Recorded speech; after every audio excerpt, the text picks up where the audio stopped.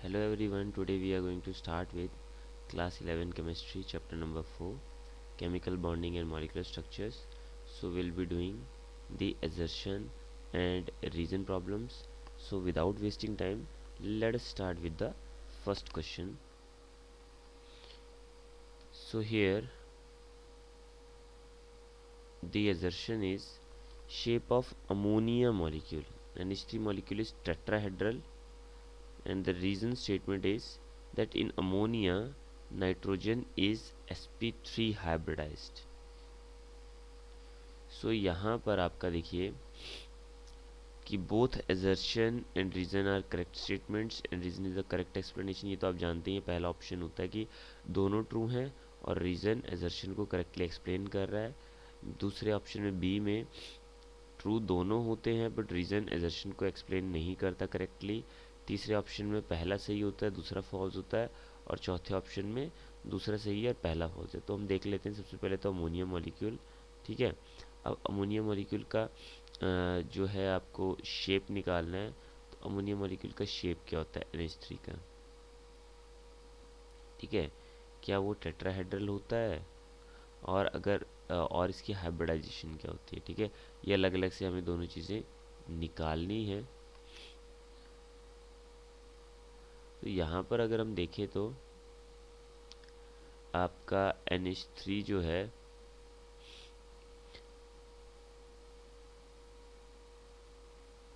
देखिए टेट्राहेड्रल के लिए क्या होता है, आपका स्ट्रक्चर इस तरह का बनना चाहिए। ठीक है, तो बट एक्चुअल में क्या होता है यहाँ पे अमोनिया के केस में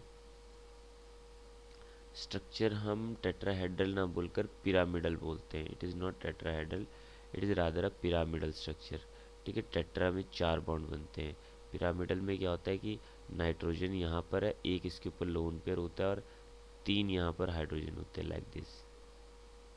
ठीक है, जैसे टेट्राहेड्रल का एग्जांपल दूँ तो मैं टेट्राहेड्रल का एग्जांपल आता है मीथेन का, कि कार्बन और 4 हाइड्रोजन। ठीक है, तो वो होता है आपका टेट्राहेड्रल। तो बेसिकली अब ये तो पिरामिडल है आपका शेप, टेट्राहेड्रल नहीं है, तो ये तो हो गया फॉल्स आपका। ठीक है, अब इन्होंने रीज़न क्या बताया? रीज़न बनाया कि NH3 sp3 हाइब्रिडाइज होता है। तो चेक कर लेते हैं कि NH3 की हाइब्रिडाइजेशन क्या है। तो हाइब्रिडाइजेशन चेक करने के लिए हमें क्या करना पड़ता है?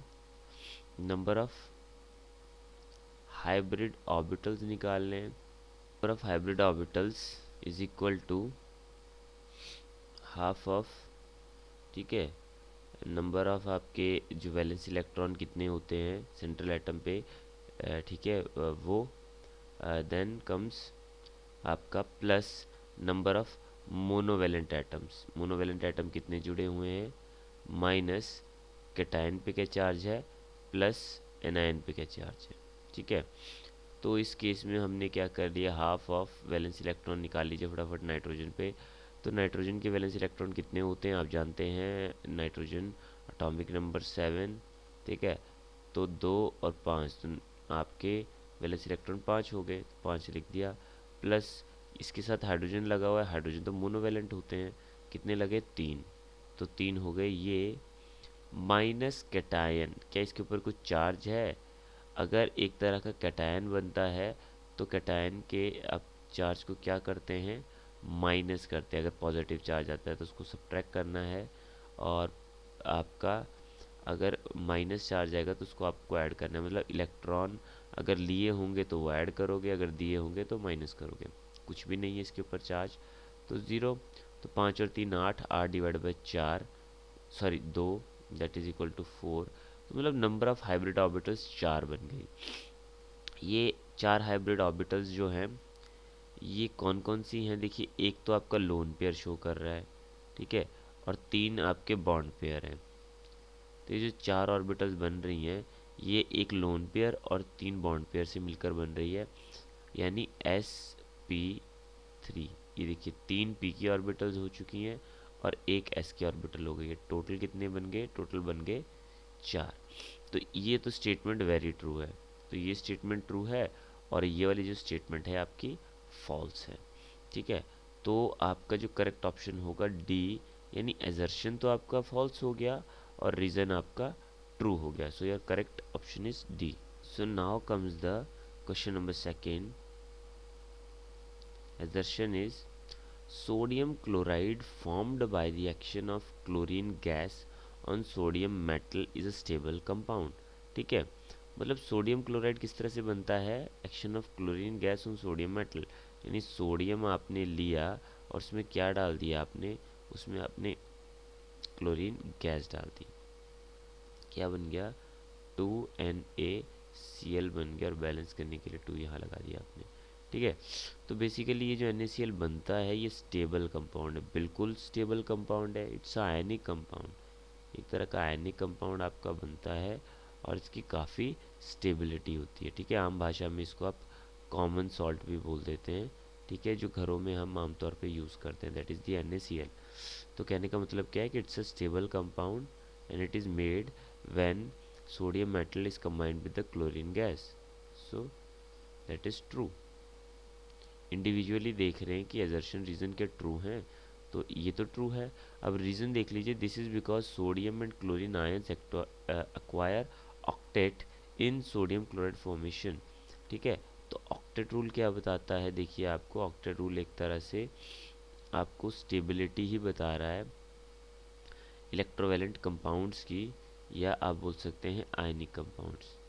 तो आयनिक कंपाउंड स्टेबल कब हैं? जब उनका ऑक्टेट जो है कंप्लीट है. ऑक्टेट मतलब आपका जो लास्ट ऑर्बिट में पूरे 8 इलेक्ट्रॉन्स का होना. Last orbit 8 electrons. अब देख लेते हैं सोडियम के लिए किस तरह से बनता है ये, क्योंकि आपको पता है एक तरह का आयनिक कंपाउंड होता है, तो इलेक्ट्रॉन ट्रांसफ़र की वजह से बनता है. ये बनता कैसे है? सोडियम जिसका एटॉमिक नंबर 11 है, यानी 1s2 2s2 2p 6 3s1, या आप बोल सकते हो कि ये हो गया आपका 2 8 2 10 और 11. ठीक है, वहीं क्लोरीन 17, मतलब 2 8 2 10 और 7 17. ठीक है, 1s2 2s2 2p6 3s2 3p6 2 2 4 6 10 2 12 12 और 5. ठीक है, तो यानी क्लोरीन को एक इलेक्ट्रॉन चाहिए और सोडियम को एक इलेक्ट्रॉन को देना है, तो ये इलेक्ट्रॉन क्या हो जाएगा? ट्रांसफ़र हो जाएगा. ठीक है, यहाँ से माइनस हो जाएगा तो ये बन जाएगा Na पॉजिटिव. ठीक है, इसके पास चला जाएगा तो ये बन जाएगा Cl नेगेटिव. तो ये Na पॉजिटिव Cl नेगेटिव मिलकर आपका आयनिक कंपाउंड बनाएंगे. तो बिल्कुल ऑक्टेट रूल फॉलो हो रहा है. इसमें 8 कंप्लीट हो गए और इसमें 7 + 1 जब आएगा तो ये भी 8 हो जाएगा. तो कहने का मतलब क्या है? That octet rule is being followed. तो ये भी ट्रू है, ये भी ट्रू है. तो ये स्टेबल कंपाउंड क्यों है? क्योंकि इसमें ऑक्टेट आता है, तो यानी ये इसको एक्सप्लेन भी कर रहा है. तो यानी आपका करेक्ट ऑप्शन क्या बन गया? आपका ए ऑप्शन करेक्ट बन गया. यानी एजर्शन रीज़न अलग अलग से तो ट्रू है ही है, साथ में रीज़न एजर्शन को एक्सप्लेन कर पा रहा है. So now comes the third question. assertion SF6 and PF5 are examples of expanded octet molecules. तो SF6 और PF5 जो हैं वो एक्सपेंडेड ऑक्टेट जो है वो मॉलिक्यूल्स हैं. तो इसके पीछे का रीज़न है that P in PF5 and S in SF6 are sp3d and sp_d2 hybridization respectively. तो अब देखिए इसके लिए चेक कर लेते हैं. सबसे पहले तो ऑक्टेट चेक कर लेते हैं. ऑक्टेट में मीनिंग क्या होता है हमारे पास? कि आपको देखने की जो आपका S है, यहाँ पर F6 है ना, तो S में कितने आपके जो हैं वो लास्ट ऑर्बिट में कितने इलेक्ट्रॉन्स हैं. ठीक है, और SF6 का मतलब है कि इसमें 6 है ना, F साथ में 6 है और PF5 है. तो S के लिए चेक कर लेते हैं. अब देखो सल्फ़र क्या है कि सल्फ़र में सल्फ़र का एटॉमिक नंबर हो गया 16, यानी 2 8 2 10 10 और 6 16 16. ठीक है, और फॉस्फोरस जो है दैट इज़ योर 15. तो फॉस्फोरस का 15 होता है। 15 मतलब आपका 2, 8 और 5। तो इसमें बाहर तो 5 इलेक्ट्रॉन है, इसमें बाहर 6 इलेक्ट्रॉन है। अब इसको 2 चाहिए थे, बट ये फ्लोरीन के साथ 6 और बना रहा है। ठीक है, तो 6 और 6 कितने हो गए टोटल? इसके पास सल्फर के पास तो 12 इलेक्ट्रॉन हो गए यहाँ पे। ठीक है, तो सल्फर के पास यहाँ पर 12 इलेक्ट्रॉन है। चाहिए कितने थे? 8 चाहिए थे। तो ऐसे ही मॉलिक्यूल्स को एक्सपेंडेड ऑक्टेट मॉलिक्यूल्स बोलते हैं, जिनमें क्या है, जिनमें मोर देन 8 इलेक्ट्रॉन्स हैं, मोर देन 8 इलेक्ट्रॉन्स। ठीक है, देख लेते हैं फास्फोरस में भी ऐसा ही है। तो ये देखिए, ये 5 हो गए, ये 5 हो गए, तो टोटल कितने हो गए? टोटल हो गए 10 इलेक्ट्रॉन्स। तो again more than 8, so again expanded octet. तो ये स्टेटमेंट ट्रू है, so that is the true statement. अब देख लेते हैं इंडिविजुअली क्या रीज़न ट्रू है। तो P in P F five, तो हाइब्रिडाइजेशन निकालने का तरीका तो आपको सिखाया हुआ मैंने। नंबर ऑफ हाइब्रिड ऑर्बिटल्स का formula, number of hybrid orbitals, so that is equal to half of valence electron plus monovalent atoms. Then अगर चार्ज है, कैटायन है तो माइनस कीजिए, एनायन है तो ऐड कीजिए। ठीक है, अब दोनों के ऊपर ही चार्ज नहीं है तो लेने की ज़रूरत नहीं है। पहले मैं पी एफ फाइव के लिए निकाल लेता हूँ, फिर एस एफ सिक्स के लिए निकालूंगा यहाँ पे हाइब्रिडाइजेशन। तो पी एफ फाइव के लिए चेक कर लीजिए, आपका हाफ ऑफ, अभी देखिए अभी अभी हमने इलेक्ट्रॉनिक कॉन्फ़िगरेशन लिखी, तो फॉस्फोरस के केस में वैलेंस इलेक्ट्रॉन आपके 5 आए थे, तो 5 प्लस मोनोवैलेंट एटम। क्या फ्लोरीन एक मोनोवैलेंट एटम है? बिल्कुल है, क्योंकि फ्लोरीन के ऊपर चार्ज आता है ना नेगेटिव, आप लिखते हैं एफ नेगेटिव। तो फ्लोरीन क्या है? इट्स अ मोनोवैलेंट आपका एटम है। सो आपका कितने हैं टोटल यहाँ पे? 5 हैं, तो 5 ये हो गए। ठीक है, अब क्योंकि इसके ऊपर कोई भी चार्ज नहीं आ रहा है, तो आगे ये दोनों का तो कुछ होगा नहीं, तो ज़ीरो ही होगा वहाँ पे। तो कितना बन गया? ये बन गया 5 प्लस 5 10, 10/2। तो नंबर ऑफ हाइब्रिड ऑर्बिटल्स आनी चाहिए 5। तो 5 का मतलब क्या होता है? 5 का मतलब होता है आपका कि sp3, ये तो हो गई 4, और sp3d1। ठीक है, मतलब s का 1, p के 3 और d का 1। टोटल कीजिए काउंट, तो 1 3 1 4 और 1 5। तो पी एफ फाइव का तो sp3d ही होता है। अब एस एफ सिक्स का निकाल लेते हैं।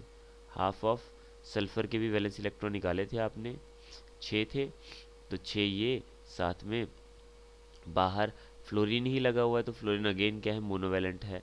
तो 6 वो हो गए, चार्ज कुछ भी नहीं है इसके ऊपर, तो ज़ीरो। तो कितना बनता है? देखिए 6 और 6 12, 12/2 अगेन 6। अब 6 का मतलब क्या होता है? 6 का मतलब है एक एस, पी के 3, एस पी 3 और डी के 2, यानी 1 3 1 4 और 2 6, टोटल 6 बन रहे हैं हाइब्रिड ऑर्बिटल्स। तो ये भी ट्रू है। तो यानी कहने का मतलब है ऊपर वाला स्टेटमेंट भी ट्रू है, नीचे वाला स्टेटमेंट भी ट्रू है। बट ये ऑक्टेट रूल, मतलब आपका एक्सपेंडेड ऑक्टेट मॉलिक्यूल है, तो क्या हाइब्रिडाइजेशन इसको एक्सप्लेन करता है? तो नहीं, हाइब्रिडाइजेशन तो हमारा सिर्फ स्ट्रक्चर के लिए होता है। ठीक है ना, स्ट्रक्चर बताने के लिए। Hybridization number of hybrid orbitals निकालने के लिए होता है। तो वो जो है वो एक्सपेंडेड ऑक्टेट के बारे में नहीं बताता, उसको एक्सप्लेन नहीं करता है। ठीक है, मतलब हमें एक्सप्लेनेशन चाहिए, that it explains or not, so it do not explain. So आपका the option B is the correct answer है। So now comes our next question. Statement assertion is BF3 molecule has zero dipole moment. ठीक है, BF3 molecule का जो dipole moment होता है वो zero होता है। ठीक है, तो अब देख लेते हैं कि डायपोल मोमेंट होता क्या है। तो बेसिकली डायपोल मोमेंट हम कब निकालते हैं? जब आपके दो चार्जेस जो हैं वो सेपरेट होते हैं by some distance. Let us say the distance is between them. ठीक है, डिस्टेंस इनके बीच में कुछ भी है, या डी डिस्टेंस आपने मान लिया, तो आपको क्या करना है? आपको उस चार्ज को उस डिस्टेंस के साथ मल्टीप्लाई कर देना है, उससे आपको डायपोल मोमेंट मिल जाएगा। ठीक है, ध्यान रखिएगा इस डायपोल मोमेंट की जो यूनिट हम बोलते हैं वो डी बाय बोलते हैं। ठीक है, जिसका सिंबल कैपिटल डी से आप लिखते हैं। तो BF3 मॉलिक्यूल का डायपोल मोमेंट निकालने के लिए पहले आपको उसका स्ट्रक्चर पता होना चाहिए। तो BF3 का स्ट्रक्चर कैसा होता है, तो it is triangular planar. BF3 का स्ट्रक्चर है ट्रायंगुलर प्लेनर। अब ट्रायंगुलर प्लेनर किस तरह से निकाल सकते हैं आप, ठीक है, बहुत इजी होता है, ये लुईस स्ट्रक्चर से बनाकर हम निकाल सकते हैं। तो ट्रायंगुलर प्लेनर तो स्ट्रक्चर हो गया। अब क्योंकि एक ट्रायंगल की शेप का होता है, ठीक है, एक ट्रायंगल की शेप का है जो कि एक सिमेट्रिकल इक्विलेटरल ट्रायंगल बनाता है। क्यों? क्योंकि तीनों के तीनों जो हैं एटम्स वो फ्लोरीन के ही लगे हैं। तो उसकी वजह से इसका जो डायपोल मोमेंट होगा, ठीक है, वो किस तरह से होगा आपका, जो यहाँ पर जो डायपोल मोमेंट आएगा, ठीक है, तो आपको क्या करना है कि यहाँ पर ये सारे बॉन्ड अलग अलग से पोलर तो हैं, बट जो नेट आएगा आपका टोटल डायपोल मोमेंट आएगा, तो इन दोनों का टोटल नेट डायपोल मोमेंट अगर इन दोनों का मैं निकालूं, ठीक है, तो नेट नीचे को होगा और वो नीचे वाला ऊपर वाले को इक्वली कैंसिल करेगा, ठीक है। तो ओवरऑल क्योंकि सिमेट्रिकल है, तो overall due to symmetry there will be zero dipole moment यहाँ पर बन जाएगा। So this statement is true, ठीक है। वैसे इंडिविजुअली रीजन को आप देखें तो फ्लोरीन इज इलेक्ट्रोनेगेटिव, बिल्कुल फ्लोरीन इलेक्ट्रोनेगेटिव है, और फ्लोरीन की इलेक्ट्रोनेगेटिविटी की वजह से, जैसे एक मैं बॉन्ड बना देता हूँ या यहाँ पे बना ही हुआ है BF, तो फ्लोरीन इलेक्ट्रोनेगेटिव है, तो ये जो शेड पेयर ऑफ इलेक्ट्रॉन है ये आपका किसके पास ज़्यादा होंगे, ये शेड पेयर जो है ये बीच में ना होकर फ्लोरीन के ज़्यादा पास होगा, ठीक है, बीच में ना होकर ये फ्लोरीन के ज़्यादा पास आएगा, तो जिसकी वजह से डेल्टा नेगेटिव चार्ज फ्लोरीन पे आ जाएगा और delta positive charge equal amount का पॉजिटिव चार्ज जो है वो बोरॉन पे आ जाएगा, जिसकी वजह से ये इसका नेचर पोलर हो जाएगा। तो ये स्टेटमेंट भी ट्रू है। बट अगर आपको एक्सप्लेनेशन या रीज़न देना है दर्शन का, so this reason is not enough, आपको बताना पड़ेगा कि ड्यू टू सिमेट्री, ठीक है, उसका स्ट्रक्चर ही ऐसा है that due to symmetry the net dipole moment is zero here, ठीक है, नेट डायपोल मोमेंट यहाँ पर ज़ीरो है, ठीक है, जिसके बारे में यहाँ पर कुछ भी नहीं बता रखा है आपके रीज़न में। So it means that individually the statements are true, but the reason is not explaining the assertion. So again it is not explaining, so your option B here is the correct answer. So now comes our next question. Assertion.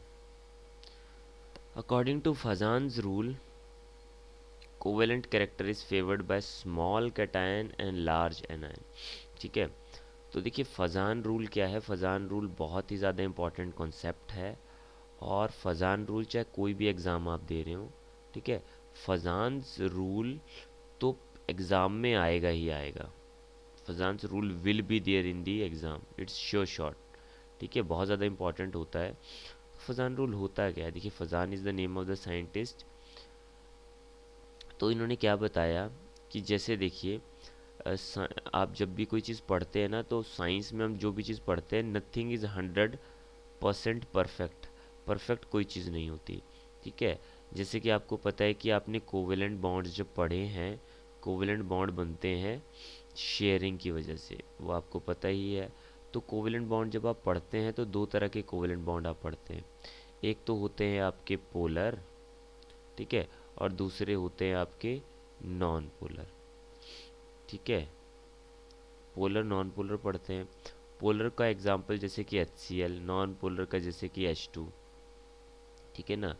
तो H2 non polar क्यों होता है, क्योंकि जो electron pair है वो बिल्कुल बीच में है, क्योंकि ना ही ये हाइड्रोजन ना ही ये हाइड्रोजन, इनमें से कोई एक की वो एक ही तरफ को खींच ले, so that is not capable. But यहाँ पर क्लोरीन ज़्यादा इलेक्ट्रोनेगेटिव होता है, तो ये शेड पेयर बीच में ना होकर एक तरफ हल्का से शिफ्ट होता है, तो उसकी वजह से डेल्टा नेगेटिव चार्ज यहाँ पर आता है और डेल्टा पॉजिटिव चार्ज यहाँ पर आता है, क्योंकि ये इलेक्ट्रॉन इससे दूर जा रहे हैं, तो इसके ऊपर पॉजिटिव चार्ज अपीयर हो जाएगा, और इसके पास आ रहे हैं तो इसके ऊपर हल्का सा नेगेटिव। इनको हम पार्शियल चार्जेस भी बोलते हैं, ठीक है, पार्शियल चार्जेस, ठीक है, क्योंकि बहुत ज़्यादा छोटे चार्जेस होते हैं। जब आप जो है आयनिक कंपाउंड या आयनिक बॉन्ड की बात करते हैं, तो वहाँ पर हम जो है कंप्लीट चार्जेस का यूज़ करते हैं, इनको कंप्लीट चार्जेस हम बोलते हैं, Na+Cl-, ठीक है। अब देखिए यहाँ पर हम कभी डैश नहीं लगाते, ठीक है। आयनिक बॉन्ड को शो करने के लिए सिर्फ आपको चार्जेस ही लगाने होते हैं, डैश नहीं लगाना होता बीच में। और कोवेलेंट बॉन्ड को आप एक डैश के साथ शो करते हैं, ठीक है। तो जैसे कोवेलेंट बॉन्ड पोलर होते हैं, पोलर यानी चार्जेस आ गए ना, तो यानी इनका आयनिक कैरेक्टर आ गया, इनमें आयनिक कैरेक्टर आ गया, ठीक है। तो फजान ने कहा कि जैसे कोवेलेंट बॉन्ड में आयनिक कैरेक्टर आता है, वैसे ही आयनिक बॉन्ड में कुछ ना कुछ कोवेलेंट कैरेक्टर आएगा, some covalent character must be there which was given by Fajans rule, ठीक है। इन्होंने क्या कहा, इन्होंने सेट ऑफ 3-4 रूल्स दिए हैं, जिसमें ये बताया कि कोवेलेंट कैरेक्टर कब किसी कंपाउंड का ज़्यादा होगा, या कौन से फैक्टर्स हैं जो किसी आयनिक कंपाउंड के कोवेलेंट कैरेक्टर को डिफाइन करेंगे, आयनिक बॉन्ड के कोवेलेंट कैरेक्टर को डिफाइन करेंगे। तो इसमें पहला आता है स्मॉल साइज ऑफ कैटायन, पहला फैक्टर होता है स्मॉल साइज ऑफ कैटायन। अब कैटायन कौन सी आयंस होती हैं, cations are the ions having the positive charge, जिनके ऊपर पॉजिटिव चार्ज आ जाता है, ठीक है। जैसे कि Na पॉजिटिव, ठीक है, Mg2 पॉजिटिव, एल्युमिनियम 3 पॉजिटिव। तो कहने का मतलब है ज़्यादातर कैटायंस कौन से होते हैं, ये इलेक्ट्रोपॉजिटिव एलिमेंट्स ही बनाते हैं, ठीक है। यानी आपका हम बात कर ले तो मेटल्स की, मेटल्स बनाते हैं, ठीक है। तो small size of the cation, ठीक है। तो मतलब जितना कोई ज़्यादा छोटा कैटायन होगा, उतनी ही ज़्यादा उसकी पोलराइजिंग पावर होगी। अब पोलराइजिंग पावर का मतलब क्या होता है, देखिए जैसे अब आपको पता है कि Na पॉजिटिव और Cl-, ये है क्या इसमें, तो भाई Na पॉजिटिव, Na ने तो अपना इलेक्ट्रॉन दे दिया, उसके ऊपर क्या गया, पॉजिटिव चार्ज आ गया। अब Cl- में क्या है कि Cl ने इलेक्ट्रॉन लिया, तो Cl के बाहर जो होगा वो एक तरह का इलेक्ट्रॉन क्लाउड होगा, ज़्यादा इलेक्ट्रॉन है इसके अराउंड, तो इसके बाहर एक तरह का ना इलेक्ट्रॉन क्लाउड होता है, ठीक है। तो सोडियम Na पॉजिटिव आयन क्या करता है कि इसके इलेक्ट्रॉन क्लाउड को वो जो है वो इसके होल्ड को क्या करता है, मतलब इसको एक तरह से डिस्टॉर्ट करता है ये, क्योंकि ये पॉजिटिव चार्ज इसके इलेक्ट्रॉन क्लाउड को अपनी तरफ अट्रैक्ट करेगा, तो जिसकी वजह से क्या हो जाएगा कि यहाँ पर पोलराइजेशन हो जाएगी, और जितना ज़्यादा पोलराइजेशन होगी, कोवेलेंट कैरेक्टर उतना ही ज़्यादा होगा। पोलराइजेशन का मतलब बस इसके इलेक्ट्रॉन क्लाउड को अपनी तरफ खींचना, दैट इज़ द पोलराइजेशन।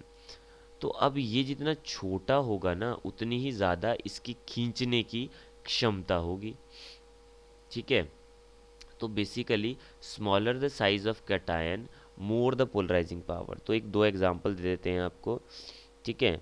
जैसे कि अगर अगर हम बात कर लेते हैं आपका KCl में, ठीक है, और आपका LiCl में, lithium chloride and potassium chloride. तो आपको पता है कि अब ज़्यादा छोटा साइज़ किसका है, लिथियम का, क्योंकि आपको पता है ये दोनों ही पहले उसमें आते हैं, हमारे लिए ना करना रब से फरियाद। तो यानी ये देखिए, ये आ गया लिथियम, ये आ गया पोटाशियम, तो साइज़ इसका कम है, लिथियम का कम है, तो साइज़ कम होने की वजह से इसकी पोलराइजिंग पावर ज़्यादा हो जाएगी, और ये ज़्यादा कोवेलेंट होगा। तो लिथियम क्लोराइड क्या है यहाँ पे, मोर कोवेलेंट है, ठीक है। तो ज़्यादा कोवेलेंट हो गया आपका, ठीक है। वैसे ही जो दूसरा पॉइंट आता है यहाँ पे, अब अगर कैटायन का साइज़ छोटा होना चाहिए, तो एनायन का क्या होना चाहिए, एनायन का साइज़ होना चाहिए आपका लार्ज। तो एनायन साइज़ लार्ज होना चाहिए, ठीक है। तो लार्ज एनायन मतलब अब जिसको आप को पोलराइज करना है, मतलब जिसके इलेक्ट्रॉन्स को उससे दूर भेजना है, ठीक है ना। यहाँ तो सोडियम, यहाँ तो जो एलिमेंट लगा हुआ है, मतलब जो आपका कैटायन लगा हुआ है, वो कितना अच्छे से खींचेगा, तो जितना उसका साइज छोटा होगा वो उतना अच्छे से खींचेगा और ज़्यादा कोवेलेंट होगा। और यहाँ पर जब हम एनायन की बात करेंगे, तो कौन अपने इलेक्ट्रॉन क्लाउड को इजीली डिस्टॉर्ट होने देगा, तो वही होने देगा भाई जिसका जो है उसका जो साइज़ बड़ा है, क्योंकि साइज़ बड़ा होने के कारण जो इलेक्ट्रॉन क्लाउड पे न्यूक्लियस का होल्ड है वो घट जाएगा, ठीक है। सो दैट्स वाई, यानी अगर मैं एक ही मेटल ले लूँ और उसके ऊपर जो है मतलब एक ही कैटायन ले लूँ और एनायन उसके ऊपर अलग अलग हैं।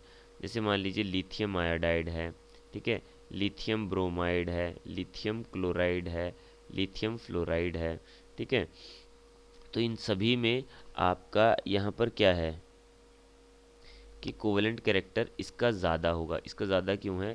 क्योंकि इसका होल्ड कम है। अब आयोडीन का साइज़ ज़्यादा है, साइज़ ज़्यादा है तो आपका होल्ड घट गया, होल्ड ऑफ न्यूक्लियस डिक्रीजेस। अब न्यूक्लियस का होल्ड घट गया तो लिथियम उसको जल्दी अपनी तरफ खींच पाएगा, यानी इसके इलेक्ट्रॉन क्लाउड को वो डिस्टॉर्ट कर पाएगा, जिसकी वजह से आपका कोवेलेंट कैरेक्टर बढ़ जाएगा, ठीक है। फिर तीसरा पॉइंट यहाँ पर आता है आपका the very third point, that is the large charge. अब देखिए ये जो आपस में करते हैं या फिर जो इसके ऊपर आपका होल्ड रहता है, ठीक है,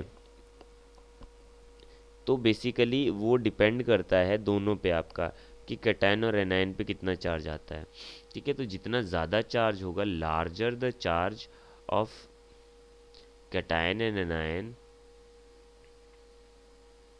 more will be the covalent character. ज़्यादा आपका कोवेलेंट कैरेक्टर रहेगा क्योंकि उनकी पोलराइजिंग पावर बढ़ जाएगी ना। जैसे मान लीजिए Na पॉजिटिव, साथ में क्या ले लिया आपने, Cl नेगेटिव ले लिया। वहीं पर अगर आप Mg2 पॉजिटिव और Cl2 नेगेटिव आप लेकर चलो, क्योंकि दो है ना ये, तो इस पूरे पे तो 2 नेगेटिव चार्ज होगा, ठीक है, और एक क्लोरीन पे माइनस चार्ज होगा। तो कहने का मतलब है कि यहाँ पर अब इन दोनों के कंपैरिजन में देखा जाए तो इसका कोवेलेंट कैरेक्टर ज़्यादा होगा, ठीक है, क्योंकि इस पे जो है आपका ज़्यादा चार्ज आ रहा है तो इसकी पोलराइजिंग पावर ज़्यादा होगी, ठीक है। वहीं पे अब अगर हम बात कर लेते हैं कि मान लीजिए आपका कि लगभग लगभग अगर मैं दो ऐसी कैटायंस ले लूँ, ठीक है, जिनका साइज़ भी लगभग लगभग बराबर ही है और उन पे क्या है, तो उनमें से जिसका जो ज़्यादा स्टेबल इलेक्ट्रॉनिक कॉन्फ़िगरेशन का होगा तो उसका जो है वो ज़्यादा कोवेलेंट रहेगा। जैसे फोर्थ पॉइंट लास्ट वन, जैसे आपका एक एग्जांपल दे देते हैं आपको, जैसे Cu पॉजिटिव Cl नेगेटिव है और Na पॉजिटिव Cl नेगेटिव है, तो लगभग लगभग दोनों का जो है यहाँ पर आपका जो साइज़ है सेम ही है और चार्ज भी सेम ही आ रहा है। तो पहले तीन पॉइंट तो लग नहीं रहे इस पे।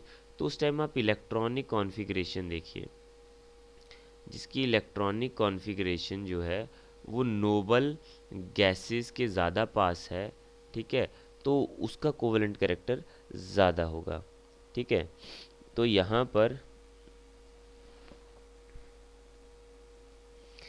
जो है आपका Cu पॉजिटिव, इसका अगर आप देखेंगे ना तो ये नोबल गैस कॉन्फ़िगरेशन को ज़्यादा जो है वो मतलब ज़्यादा फॉलो करता है, यानी ऐसी ऑर्बिट जिसमें आपके 18 इलेक्ट्रॉन हैं, ठीक है, तो वो कॉपर की होती है, Cu प्लस की होती है। तो यहाँ पर ये जो है आपका मोर कोवेलेंट कैरेक्टर है, ठीक है। तो यहाँ पर जो मैंने एग्जांपल्स कोट किए हैं तो डायरेक्टली MCQs आपके यहाँ से भी बन सकते हैं, ठीक है, तो ये भी आपको ध्यान रखना है। तो कहने का मतलब क्या है कि फर्स्ट पॉइंट इतना एक्सप्लेनेशन की बात यही थी कि ताकि आप फजान रूल को समझ जाएं, क्योंकि बहुत ज़्यादा इम्पॉर्टेंट टॉपिक है, ठीक है, तो इसलिए इसमें थोड़ा सा टाइम लिया हमने। तो basically small cation large anion, तो it's true. Reason, the magnitude of covalent character in the ionic bond depends on the extent of polarisation. तो वही तो मैंने एक्सप्लेन किया कि पोलराइजेशन है क्या, कि आपका जो एनायन के इलेक्ट्रॉन क्लाउड को डिस्टॉर्ट करना बाय द कैटायन, उसी को पोलराइजेशन आप बोलते हो, ठीक है। So that is also true and the reason is correctly explaining your assertion, so your option A here is the correct answer.